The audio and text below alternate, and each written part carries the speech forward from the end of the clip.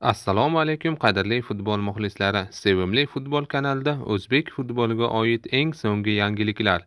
Videoga like bosishni unutmang. Bundan tashqari eng so'nggi yangiliklarni o'tkazib yubormaslik uchun kanalga obuna bo'lib, qo'ng'iroqcha tugmachasini bosib qo'yishingiz mumkin.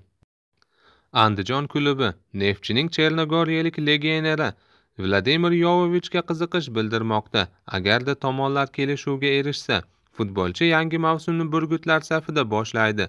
Yovovich o'tgan mavsum Superligada 19 o'yinda maydonga tushdi va 3 ta gol, 2 ta assistni qayd etdi. Uning Neftchi bilan shartnomasi 31-dekabr kuni yakuniga yetadi.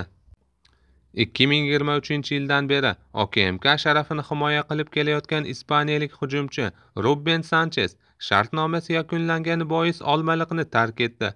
31 yoshli futbolchi Nasaf jamoasining taklifini rad etib, faoliyatini Tailandning Buriram United klubida davom ettiradi. Ruben Sanchesdan rad javobini olgan bo'lsa-da, Nasaf futbol klubi so'nggi 3 mavsum davomida Olmaliqning OKMK jamoasida ijara asosida to'p surgan tajribali yarim himoyachi Oybek Rustamovni Qo'qon 1912 klubidan to'liq transfer qildi. Oybek Rustamov faoliyati davomida Qo'qon 1912 hamda OKMK jamoalar sharafini himoya qilgan. Futbolchi jamoamiz bilan 3 yillik shartnoma imzoladi deyilgan Nasaf futbol klubi matbuot xizmati xabarida. Avvalroq qarshiliklar yarim himoyachi uchun Qo'qon 1912 jamoasiga taxminan transfer uchun 1 milliard so'm atrofida mablag' to'lagani haqida xabarlar tarqalgan edi. Shuningdek, Nasaf Birlashgan Arab Amirliklarining Baniyas klubida to'p surayotgan Akmal Mazgavoyni ham ortga qaytarmoqchi. Mazgavoyga Nasafdan tashqari Paxtakor tomonidan ham qiziqish bor. Bundan tashqari Ajdarlar yetakchilaridan biri Umar Eshmurodov bilan ham shartnomani uzaytirdi. Navbahor jamoasi 2026-yilgi mavsumning birinchi davrasidan o'rin olgan uy o'yinlarini Toshkentning Olimpiya stadionida o'tkazadi.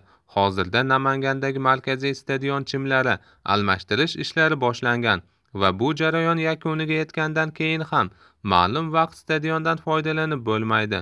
Markaziy stadiondan yangi mavsumning ikkinchi davrasidan foydalanish mumkin bo'ladi.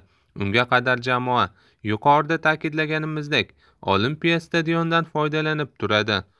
Bu xabar namanganlik muxlislarni ranjitgan bo'lsa-da, Navbahor transferlar orqali o'z muxlislarini shod etmoqda.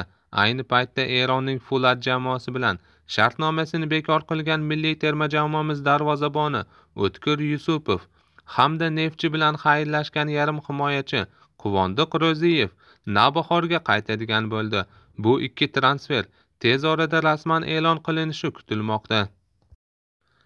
OKMKni yetakchilari tark etishda davom etmoqda. So'nggi 4 yil davomida Olmaliq klubi tarkibida 135 o'yinda maydonga tushib, 38 gol urgan va 37 golli uzatmani amalga oshirgan hujumkor yarim himoyachi Xurshid G'iyosov faoliyatini Neftchida davom ettirishga yaqin turibdi. Bundan tashqari Odil Hamrobekov, Jaloliddin Masharipov, Azizbek Turg'unboyev kabi terma jamoamiz yetakchilarini ham Neftchi o'z safida ko'rish uchun bor imkoniyatini ishga solmoqda. Bu 3 futbolchi uchun Navbahor va Andijon ham kurash olib bormoqda. Vaziyatni kuzatishda davom etamiz. Bizdan uzoqlashmang. Ko'rishguncha salomat bo'ling.